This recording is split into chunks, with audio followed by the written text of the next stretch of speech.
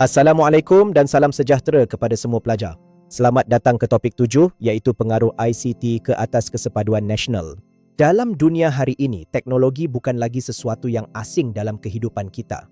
Setiap hari kita menggunakan internet, media sosial, aplikasi komunikasi dan pelbagai platform digital ada untuk belajar, bekerja, berniaga ataupun berhubung dengan masyarakat.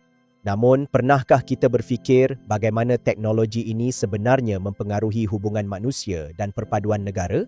Dalam topik ini, kita akan memahami bagaimana ICT berkembang daripada revolusi industri 1.0 sehingga era revolusi industri 4.0 yang melibatkan Internet of Things, kecerdasan buatan atau AI, media sosial dan dunia digital tanpa sempadan. Kita juga akan melihat bagaimana teknologi mampu meningkatkan produktiviti, mempercepat komunikasi global serta membantu penyebaran ilmu dan maklumat dengan lebih pantas. Pada masa yang sama, teknologi turut membawa cabaran besar kepada masyarakat. Seperti pencebaran fitnah, buli cyber, penipuan dalam talian, ancaman privasi dan keruntuhan adab dalam komunikasi digital.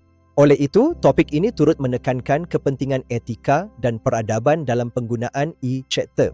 Sebagai pengguna media sosial dan teknologi digital, kita perlu belajar bagaimana untuk berkomunikasi secara berhemah, menghormati orang lain, menyemak kesahihan maklumat, serta menggunakan teknologi untuk manfaat masyarakat serta negara.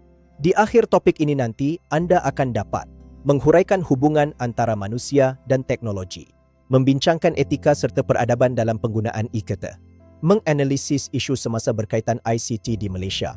Saya berharap anda dapat mengikuti topik ini dengan fikiran yang kritis dan terbuka kerana e-cerita bukan sahaja membentuk cara kita berkomunikasi tetapi juga membentuk masa depan masyarakat dan kesepaduan nasional negara kita.